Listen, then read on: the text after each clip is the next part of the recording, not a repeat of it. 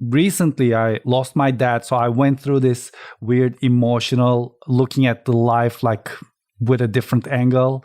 So I was just coming back out of it. I was starting to feel better. And then that happened. So I was there in a completely happy mood. Everything I see meant so much more to me. So seeing that Apple Park in person, being in there was, I don't know. I had a great time seeing all of you guys there, sitting with everyone, all the content creators that I know for years. Seeing the event right in front of me was fantastic. All the things they announced was really good too. And yeah, it's unforgettable. Welcome to Geared Up. I'm Andrew Edwards. I'm John Rettinger. Hey, John, how you doing today? Listen, it is a good day. It's a great day. It is a good day to talk techs. I got a lot of hot takes I'm ready to spit out here. You always do, which I enjoy. Always. That's one of the things I look forward to here. But it's an even better day because for the first time, very first time in the history of this show, we've got what I would consider to be an iconoclast in the world of consumer electronics. One of the most respected names. And I will add, Andrew, you and I have facial hair. This man has a beard. That is true. I thought I had a beard. I was wrong. We do not. We have facial hair. Combined, we would not have as nice a beard as this man. Our guest's reputation is as voluminous as his beard. You're right. It is Mr. iPhone Go himself. Faruk, how are you doing today, sir? I'm very well. How are you guys? We're great, as you can tell. We're happy you're here. I'm so excited to be here. I appreciate not beard shaming us, so I jumped in and did it ourselves in our intro. Come on, join me. I'm almost at the end of it. I'm debating if I should shave this off because, it's getting hot and that's another thing to deal with. So fair. I don't know. I'm not married to it. I was about to say, this is to take us right into our first topic because I saw the poll out there. Yeah. You've got a poll out there. I believe I saw it on Threads, if I'm not mistaken. Yeah, I posted on Instagram and Threads, yeah. Instagram, okay, so I saw it over on Threads, the new hotness. And basically it was, hey, should I keep the beard? Should I give it a little trim? Mm-hmm. Should I go down to what John referred to as facial hair? Yep. And then there was the just shave it all off with just a baby face, which I was shocked to see.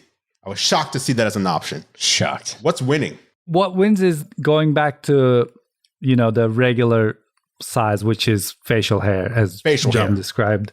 But I wanted to see if anyone wants to see what kind of a disaster may come out when you shave it completely off. Because I haven't seen my face for a really long time, so I don't know what's happening. Yeah, that's my vote. I actually had to shave my entire face about, I want to say 4 years ago, because I lost a bet to my son. Has happened. We went we went over here at the Seattle Seahawks before the game. They have something they call Touchdown City, which is kind of just like a fan fest before the game every week. And there was this thing where kids could try to throw a football through this circle, but this circle goes back and forth like a metronome. Okay. So I'm like, first of all, if this circle was not moving, he would not make this, even if it was stationary. So I'll have a little fun as a dad and say, hey, if you make this, I'll shave my whole beard. One throw, it swished. If it was a basketball, it swished through. It just with ease. And so not only did I shave, but he actually made me record it. And I put it on, I don't know if it was Twitter or Instagram. I put it on some social media. Very embarrassing. Oh, man. So that's my vote for you. Yeah, I think mine was 15 years ago or something. I don't even remember. Wow. How you liking Threads? How you guys liking Threads? John, I see you there all the time. I'm there. I like Threads. I'm actually really enjoying Threads. My activity has not waned on it. It's fun to have kind of essentially a text-only platform. Can't really do much else in there. The engagement is still really high. It hasn't really waned in the 2-ish weeks since it's been up. It's generally been more positive, although I'm sure the negativity is coming there. But I'm loving Threads. I am in on Threads, and I'm there at John Rettinger. Yeah, it's weird because I don't really know why. I love Threads too, and I don't really understand why. Like, I can't really put my finger on it because we have other text only services. We have Twitter. I would even say Facebook is pretty much, most people are doing text updates there on Facebook. How is it that a new service like this, at least from the people who I follow and who are being served to me in the feed, some of which I don't follow, how is a new service just getting people to by default be on their best behavior? Because that's what I feel like does not happen on Twitter and does not happen on Facebook, but really does seem to be happening on Threads. Like, I open Threads and I don't know that I've ever really seen negativity. I've seen like negative opinions of things, but not really anyone attacking other people. You know what I'm saying? Have you seen that? Not at all. Not yet. I do want to have a eyes wide open discussion about Threads, though. Please. Right? So Threads, obviously owned by Meta. Yes. Have you guys checked the privacy policy in the App Store for what Threads is requesting information for when you download that app? It takes several finger scrolls to get to the bottom of it. And I encourage anybody here who uses Threads to look at it. And I'm going to do this while I'm talking so I can give an accurate way of how to do it. Go to the App Store. Now, this is just on an iPhone. I'm sure it's pretty similar on Android. Go to Threads. If you have it installed, that's fine. Just click on the app. Scroll down until you get to App Privacy. And there's a See Details button, which I don't think many people click on. And then just keep scrolling. It is burly, the amount of information that they are requesting and that you are accepting to when you use that app. Everybody's cheering for Threads. And it's tough to cheer for a Zuckerberg-backed entity, but they are keenly interested in all your information over there on Threads.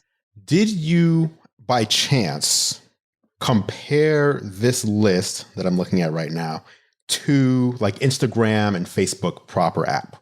Is it similar? Yeah. Yeah, I think it's more or less the same.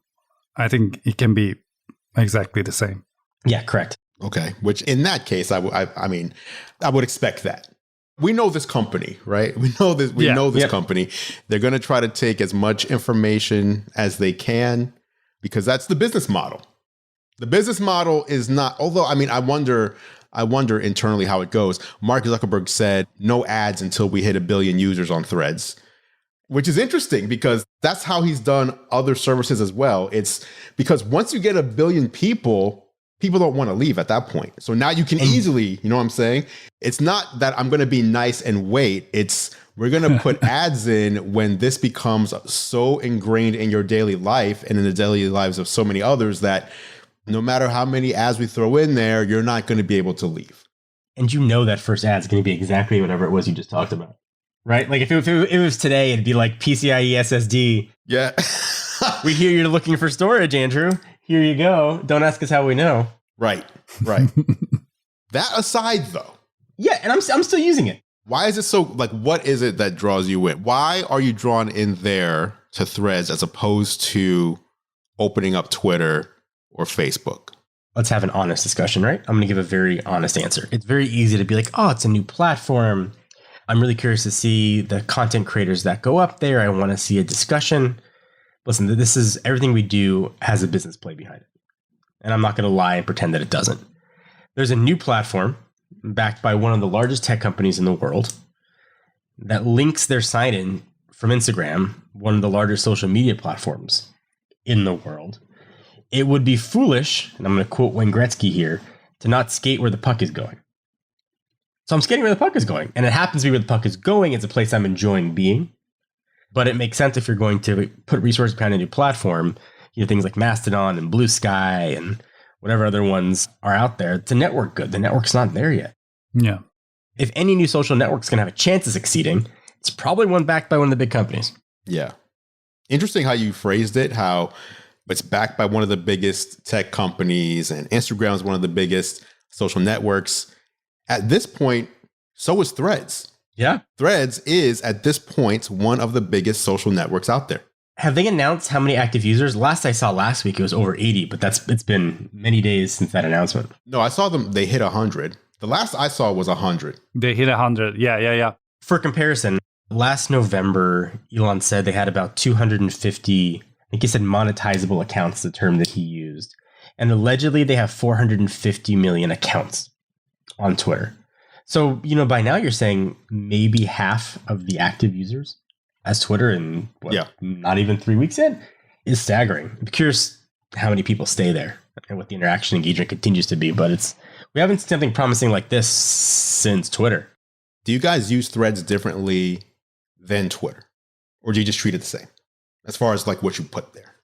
I left Twitter as soon as Elon bought it, so I don't use it anymore. But I didn't want to delete it because I gave so much effort to that platform because I loved it. I remember even a single tweet taking me hours to word it properly, put the proper images, create GIFs that are limited to 15 megabytes, creating all that. I put so much effort into that platform. So I didn't want to delete anything because there's so many things I go back and look, but I immediately stopped using it the second he bought it. And I was in New York. I was like, I'm done. I'm out of there. So as soon as that happened, I switched to Mastodon. I tried Hive, which I feel like they missed such a great opportunity because they could have been great. It was a really nice platform. You were able to edit your posts and stuff immediately. You didn't need to pay or anything. But they had something go wrong, so they had to go offline for a while. So that did it for them.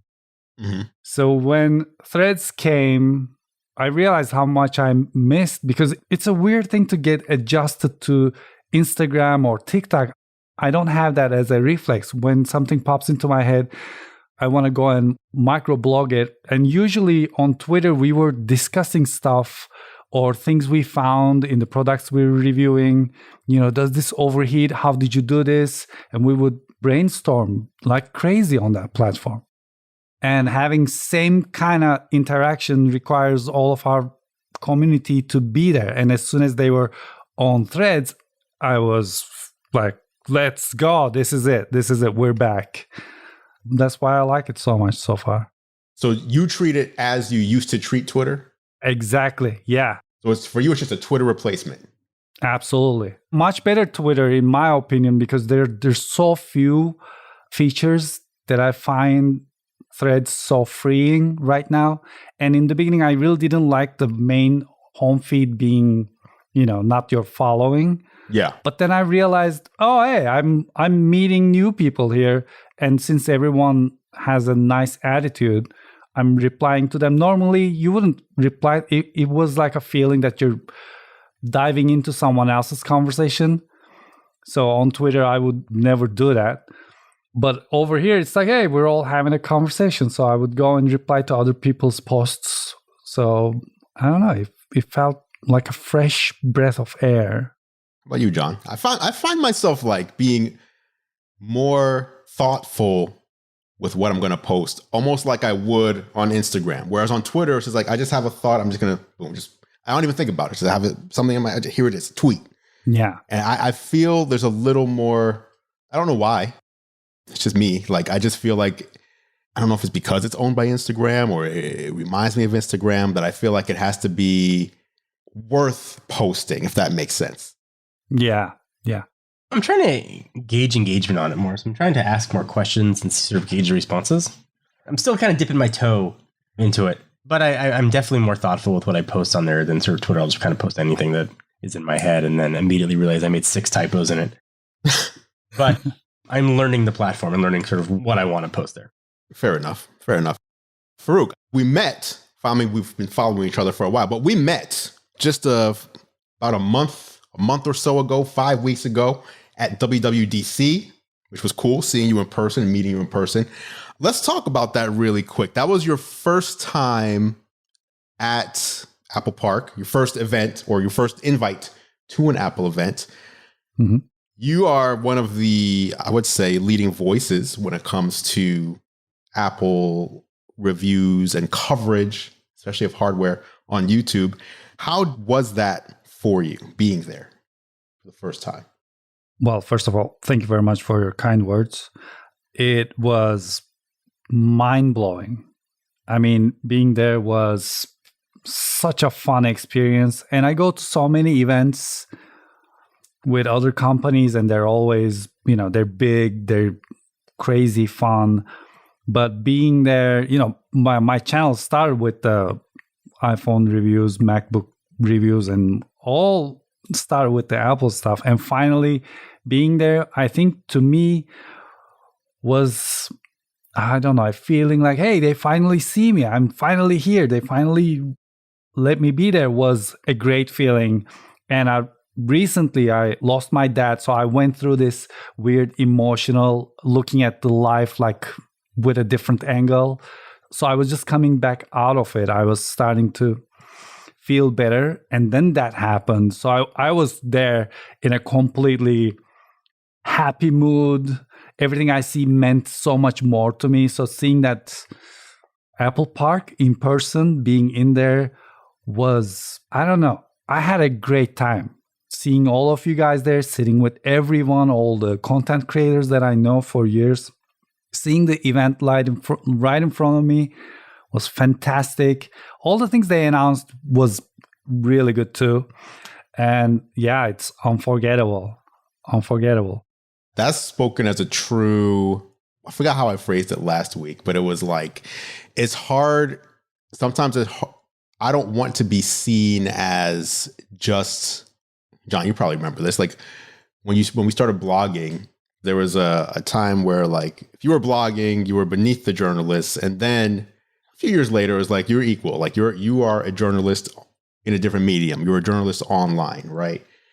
But I feel the word journalism requires or comes with this baggage of always unbiased. If you're a journalist and you get invited to cover an event, who cares? I'm just going to cover this information and share it in an unbiased fashion, and I'm out of here.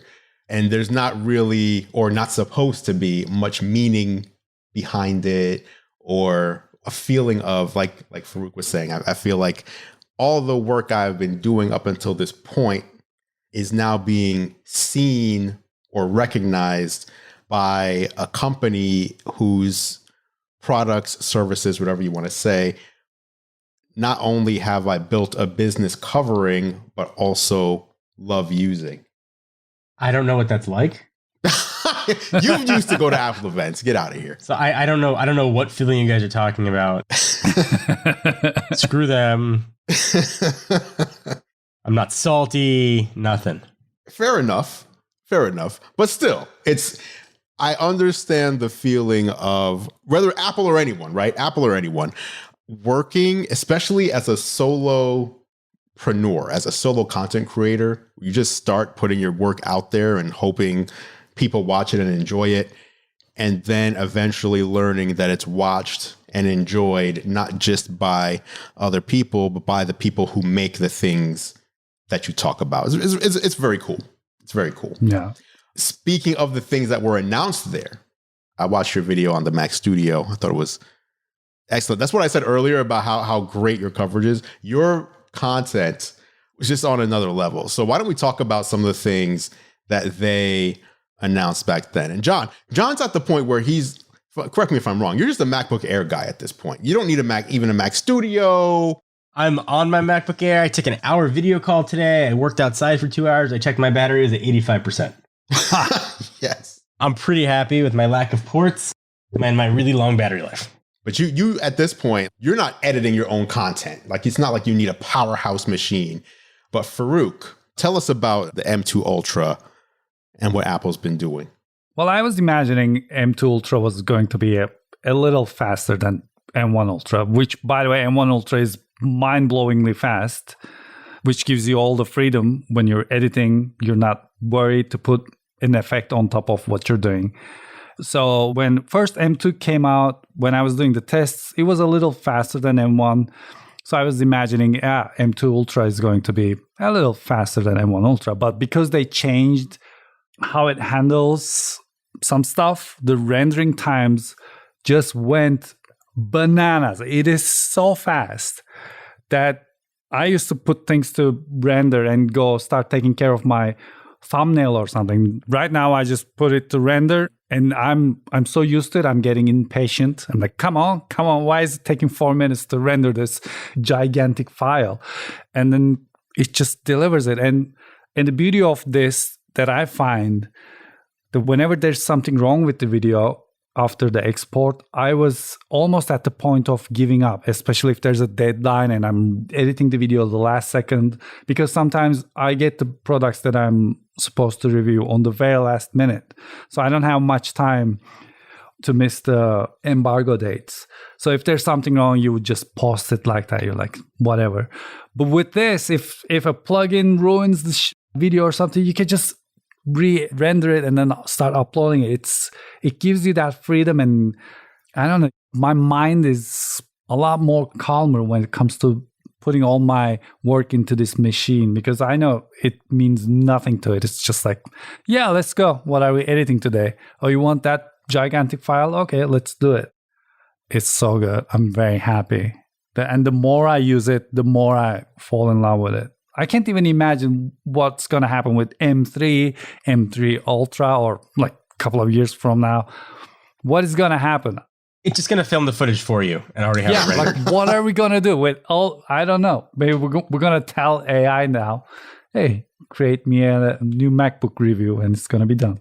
Yeah, I've heard two things. Either the M1 Ultra didn't have the ability, or there was a bug or an issue with the media engines. But basically, the M1 Ultra is two M1 Maxes kind of fused together. Each M1 Max has its own media engine. But the problem was with the M1 Ultra that the media engines could each work on a different task at the same time, but they could not both work on a single task at the same time. So if you are trying to, I don't know, use compressor and export several pieces of content or do something else that a media engine would need, like you're exporting and you're also rendering something at the same time, each one of those tasks can use one media engine. But you couldn't just say, take both media engines and throw all the power at Final Cut during this export. That would not be possible on the M1 Ultra. The M2 Ultra, that was fixed. So now you've got two media engines, but they can act as one.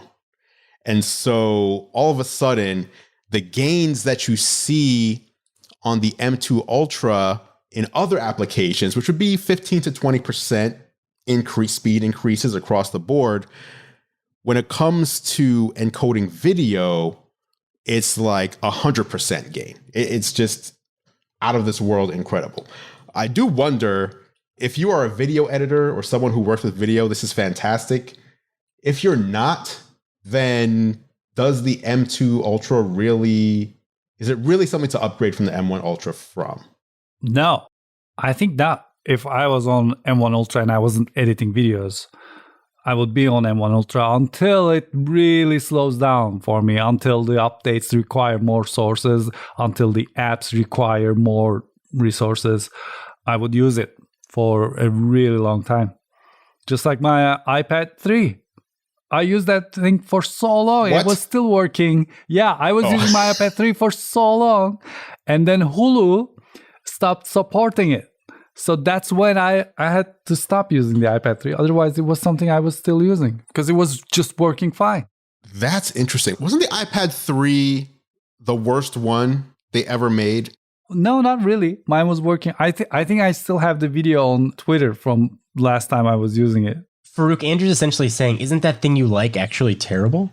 No.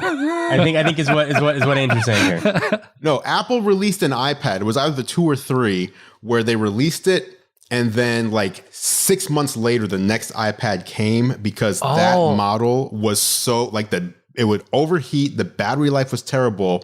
And like 6 months later, they released like the next one. I think it might have been the iPad 2. I think it was the iPad 2 and then iPad 3. Like 6 months later, we had a new one again. And I think it was called the new iPad, if I'm not mistaken. It was just called the new iPad. It wasn't even called iPad like 3. That. The new iPad. Yeah. Anywho, I want to get your thoughts on Vision Pro. Just as it's been a polarizing discussion online. Yes, face-on impressions here. Did you try it? No, I was so close to Okay. trying it. And then the second day, I was in the extra list, like if people didn't go to try it. And then, of course, everyone tried it. So I didn't get to try it. But you tried it, right? I tried it. I thought it's very interesting, and it was a transformative experience with technology.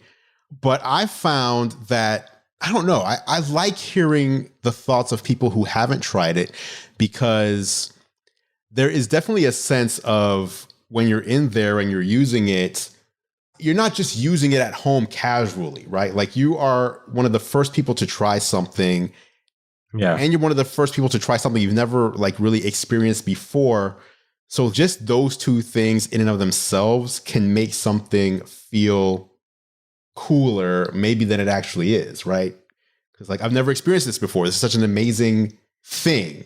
How can this be real, right? How can this exist? I'm 42 years old. How can there be something I've never experienced before? This is crazy. So as someone who saw what Apple had to say about it and saw the hardware, what were your thoughts? Okay, so I'm really impressed, and I think it's going to deliver what they're promising. I kind of trust them on this one. But my critique is not about the product, but the way they introduced the product. I feel after everything settled down, after I was at the event, and then right after that, when I went to my hotel room and I was thinking about what I'm going to say about these products, I thought to myself, if Apple had that all pre-recorded things, you know, displayed in front of us, and we would watch it on the screen and cheer and clap, whatever. But when it was time to talk about Vision Pro, if they just stopped that and come on stage and somehow did that presentation with mix of like, yeah, some videos to show you what's happening. But if they did that live, I feel like that would have blown everyone's heads and stopped most of the basic criticisms they got. It would have stopped it immediately. And that presentation, besides, because now it's just a video recording, I think if it was live, it would have taken its place next to how iPhone was announced, how MacBook Air was announced. It would have immediately be one of those. If someone's creating a compilation video, it would have taken its place right next to it. I feel like, yes, it's a huge risk. How would you display something like that on the stage? How would you show the audience? But they could have done it because they did it years ago with the iPad when they were showing Minecraft with AR. There would have been ways. And if they combine it with pre-recorded other stuff, it would have worked. I feel. I'm just saying. I'm just thinking out loud. Yeah, John. Let me ask John for a second.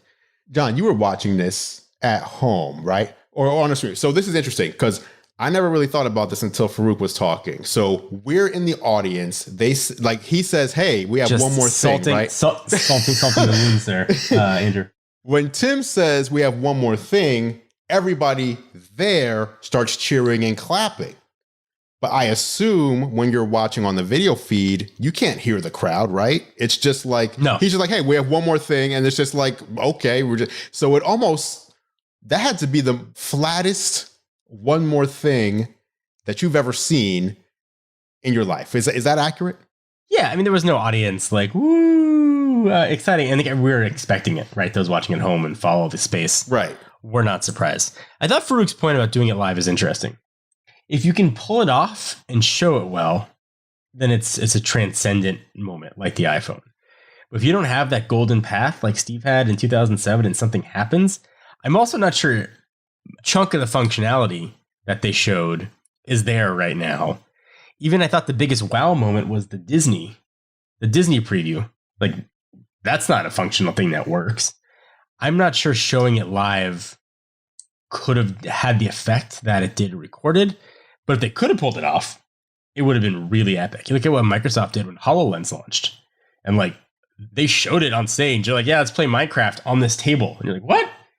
And then like Minecraft showed up on the table. You're like, that's crazy.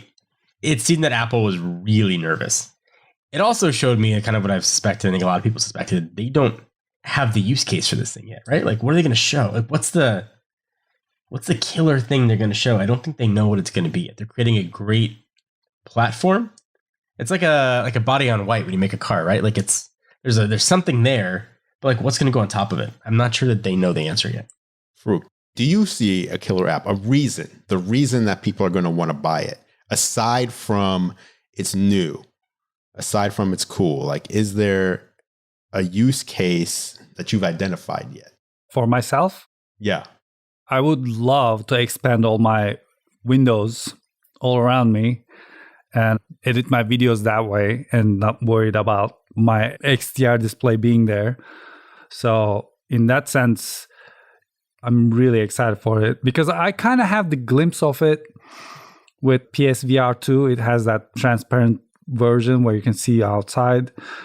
And as minimum as that is, whenever I'm in that mood, when I'm marking the area that I'm going to play the game, I always wish like, hey, I wish I can put like screens here and there. And then, so in that sense, I think for me, it has a use case. But for my parents, for example, I don't know what to tell them, if they want one. Right. But maybe in time, I don't know. I have a joke. Just bear with me for a minute. The Matrix is a great movie, right? Why am I already laughing? Just bear with me. The Matrix is a great movie, right? But have you ever tried to explain the Matrix plot to somebody? You sound like an insane person. Like it just doesn't make sense. You're like they're kind of in the future, but like there's robots too, and like they're using us for batteries. And you're like, all right, bro, like chill on the edibles. I feel like it's the same thing trying to explain like Vision Pro to people. I think those that are going to get it and are going to be in and are going to spend a huge amount of money, and those that are very much in the like, let's wait and see. Like, let's wait and see what's going to happen. I think most people want to wait and see what the platform is going to bring. And if anybody can bring it, it's definitely going to be Apple. Yeah. Yeah. And their developers. I mean, it's really going to be, I guess, in my opinion. I remember when the App Store first came out, right? Like, obviously, Apple built the iPhone. Apple built iOS or iPhone OS at the time. But when the App Store came out, Apple had Texas Hold'em. It had like one of the worst games, right? And the App Store was a raging success right out of the gate, not because of Apple's apps, though. Nope.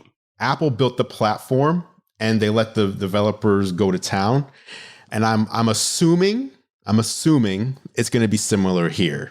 The developers are going to be the ones that are the bigger thinkers, because Apple plays it safe a lot of the time, right? Like, I think that's fair to say. Apple, even with their big ideas, they start by playing things safe. And maybe that's an effect of having such a large customer base that they don't want to ruffle anybody's feathers. They want to be it's almost like going to a buffet where when you go to a buffet, there's something for everyone, but it's not a 5-star meal, right? There's something for everybody to enjoy. Agreed. It's safe. But you're saying that, and you made a good point about when the apps were launched. Here are just the top 5 paid apps in 2008. All right. When it launched. Okay. Koi Pond, Texas Hold'em, Moto Chaser. The top free overall downloads were Pandora Radio, Facebook, Shazam, Tap Tap Revenge, and Labyrinth Light Edition.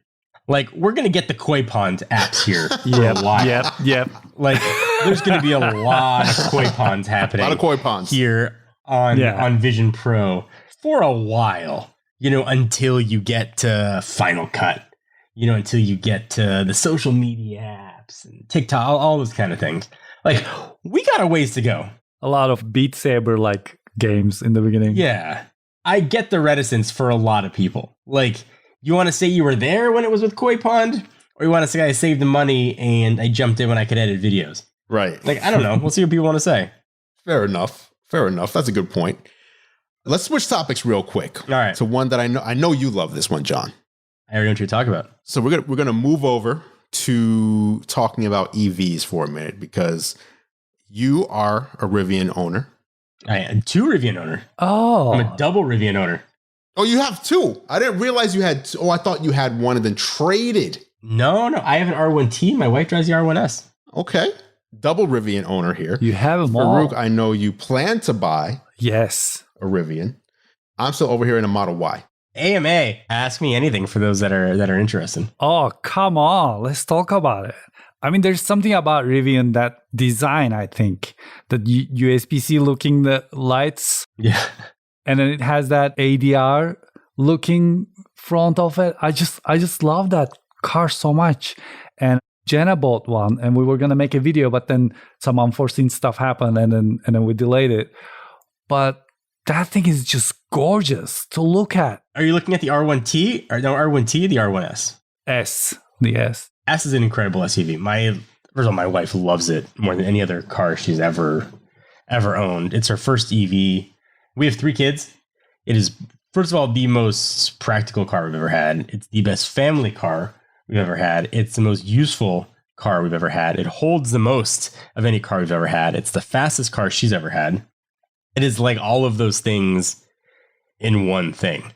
I had my kids were swimming in the pool yesterday. I had to inflate a giant inflatable. I just used the air compressor in the truck. Super easy. It took like 6 minutes to do.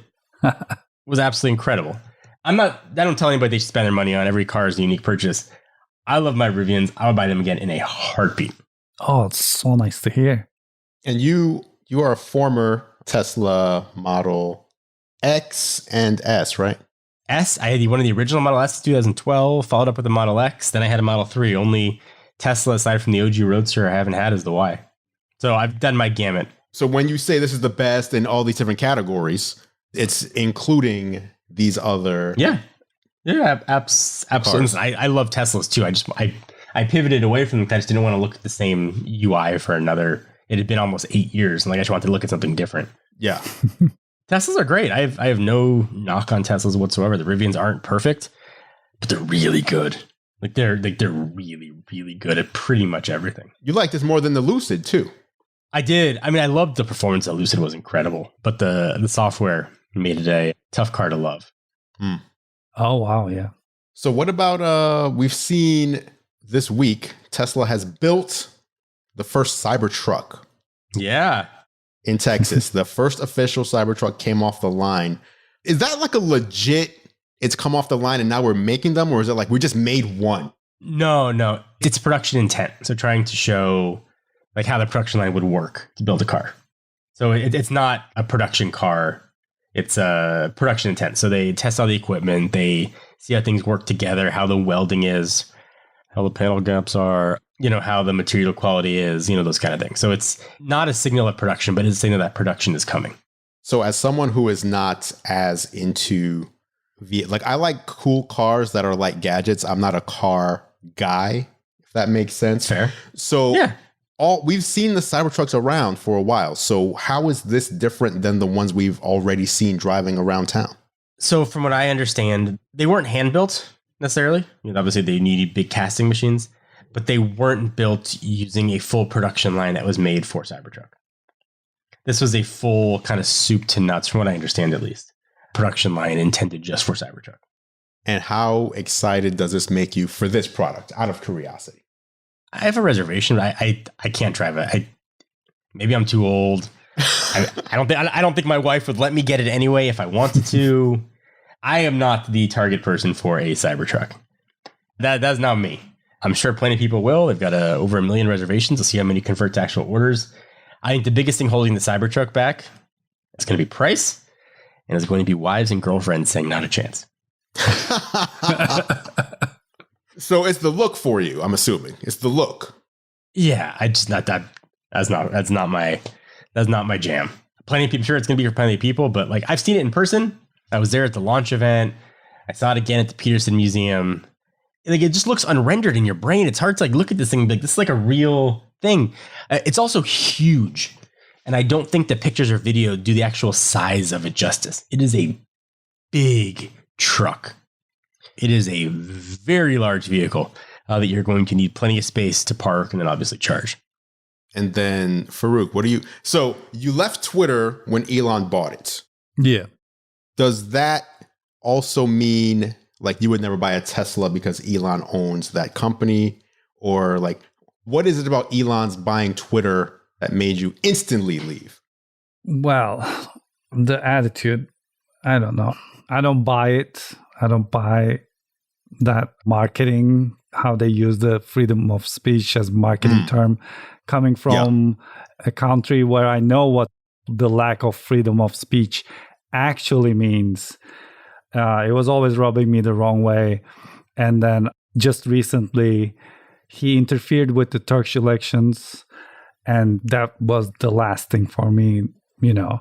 So it is really sad for me because I have nothing against Teslas. I think it's really sad that it's associated with him so bad that, you know, a lot of things just makes you feel like, well, I'm not rooting for this guy, but, you know, it's a cool vehicle.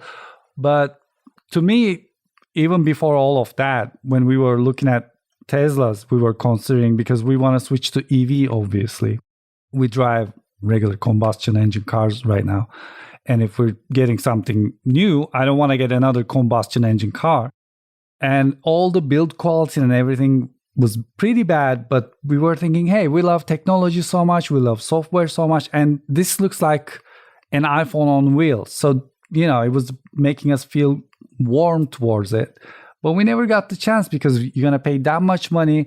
Actually, back then, that much money was not that big of a problem, because to us, it felt like, when I say us, I mean as a family, it felt like it's an investment in a company that is striving to make a good change in the world. So when they released not a flamethrower, I didn't mind paying that much money for it, because I was like, yeah, this is like an investment for the boring company. It is good. It's going to be good. Even though it was like, I don't know, like $100 thing that's put together from Amazon. I didn't care. That was not the point when I was buying that. But yeah, in time, all of that faded away. So right now, I don't know. I probably would not buy a Tesla just because of that. Not because of the car, but because of the association. Yeah. And so one other thing that Tesla is having its moment in a way over the past couple of weeks, because the North American chart, which is actually a hilariously named port. Tesla made its own port for charging and named it North American Charging Standard, when it was not a standard. It was just their port. I don't know what happened. I haven't been paying attention to the news like prior, but all of a sudden I just started seeing in my feed almost on a daily basis, car company after car company, manufacturer after manufacturer saying, we are adopting Tesla's charger into our vehicles. I don't know what happened. John, do you know what happened here? Yeah, the first shoe dropped. Ford and General Motors, and sort of once those two big were on board, the scales tipped very, very quickly. Mercedes is now committed to it. Rivian's committed to it. BMW's in discussions. Volkswagen's in discussions. You know, it's all going to make the move.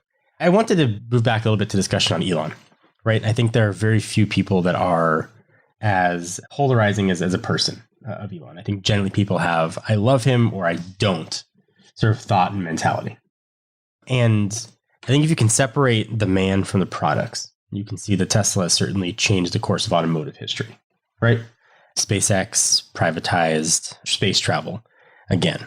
I was on a trip a few months ago to Detroit, and I was at the Henry Ford Museum. And I asked them, people don't know Henry Ford was a very troubled man. He had a lot of racist beliefs, a lot of anti-Semitic beliefs. And I asked them how they rectified it. The curator of the museum, having a museum dedicated to him. And they said that they try to separate the man from the products and what he did. And I'm not saying how I feel about Elon one way or another, but it's going to become impossible, I think, to not separate the man from the products. You know, you've got the North American Charging Standard, which is a Tesla product. Are people not going to buy EVs now because they don't like Elon? Or is people going to have to sort of make that separation?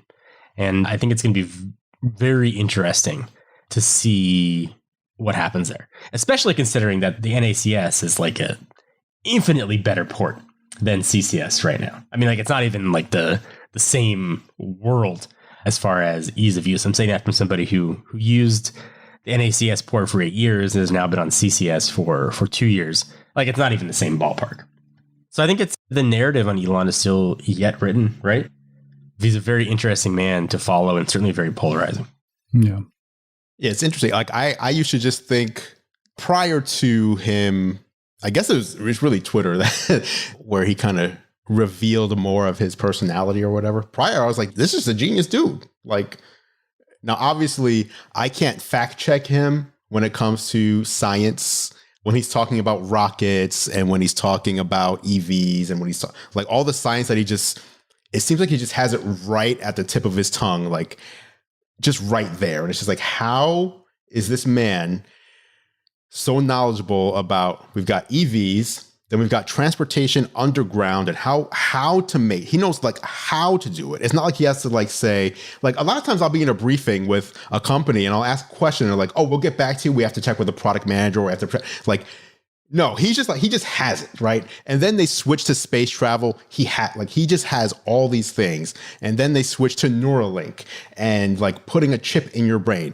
He has all this stuff just right there. Like, how can you not see at least his level of knowledge? Again, I can't fact check it. So I'm assuming that when he's talking, what he's saying is correct because we can see the success of the different companies that he's run so far simultaneously.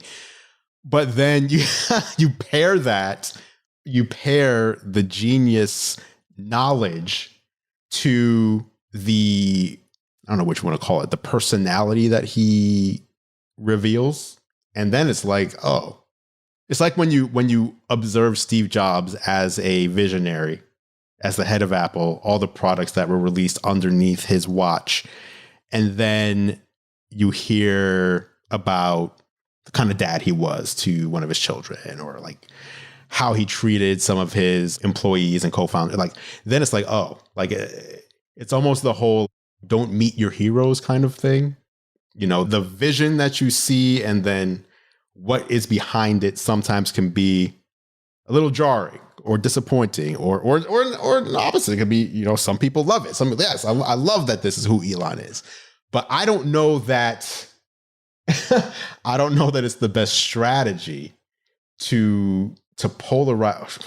Again, I don't know, because as I'm speaking, as I say this, and I think there's a lot of polarizing people recently who they get much success, probably because they're so polarizing. So I don't know.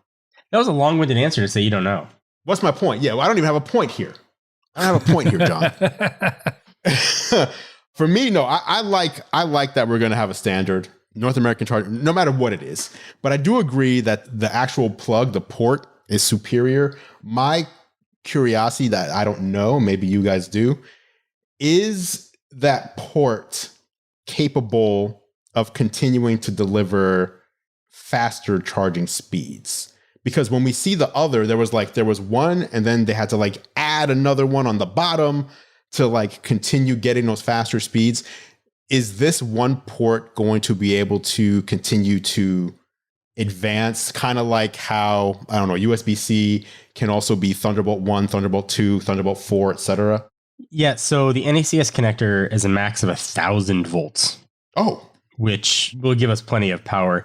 That means it can deliver about 615 kilowatts of power, which no car can handle that right now anyway. So that's what it's capable of. The current Tesla version 3 superchargers only deliver 250 kilowatts. So there's a lot of headroom there for improvement from the same port. The cables have to get bigger and more thermal management, but the port can handle very, very, very fast speeds theoretically. I'm not sure they've ever tested delivering that much power to blow something up, but that's ultimately where we're probably headed at some point. That's nice. Okay. Farouk, did you already place a pre-order, I'm assuming? No, I'm still thinking about it. Okay. I did not. If I'm not mistaken, if you place a pre-order, you have to wait still like a year or something before you get your R1S. Wow. It's crazy. It's a long lead time. So you're going to want to get it in. Hey, maybe by the time you get yours, it'll have the North American Charging Standard port on it. At least it'll have the adapter coming next year. Yeah. Nice. I also want to first go and see it in person. The one actually, I want to go see Jenna and try out her Rivian. Hers is beautiful. And then ask her experience and then fully make up my mind. Because it feels like it's a huge commitment. And I don't drive that much. So, it's going to be something sitting in the garage quite a lot. So I have to be sure if I want it or not. Because my car is mine. I don't pay anything. It just sits in the garage, and when it dies, it dies. Fair. There's definitely something to be said for that, but it's a tough choice. Cars are so personal. There's no like right or wrong for anybody. Also, I drive a Roadster, and I love Roadster, and I always had small cars that are zippy and fast. And I know this EV is going to be zippy and fast, but it's also high. So whenever it's time to go to CES or NAB or anything that requires a little driving, I go and rent a car, and I usually rent an SUV. And I feel like I can get used to this. It feels a little comfortable, especially compared to a Roadster where you're jumping with every bump on the street. And I'm like, maybe I'm getting too old to drive a Roadster, or maybe I made it this far. Let's keep on driving Roadster. So if BMW comes up with an electric Roadster, I probably will stop everything and pre-order that. But other than that, I'm very much in love with the way Rivian looks so far and the things I hear about it. Yes. John loves his. I do. I have over 20,000 miles on mine. I've had it for a little over a year. My wife has 10,000 miles on hers. She got it in November. We drive our cars and absolutely love them. When you drive it, put it in sport mode. I'll tighten the suspension for you. You'll get more of a, we're not going to get a roadster feel. We get more of a sporty feel. And then when you hit the accelerator pedal, you'll love that instant torque. Faruk, thanks for joining us this week. Oh, absolutely. We appreciate Faruk, it. thank you. Oh, thank you so much for having me. What an honor. Let people know where to see you, where to find you, where to watch more of you. Well, I'm on YouTube as iPhondo. That's like Nintendo or avocado, but it's iPhondo. And on Instagram and Threads, it's spelled different, but it is the same thing, iPhondo. But when you put in iPhondo to search bar, it will show up.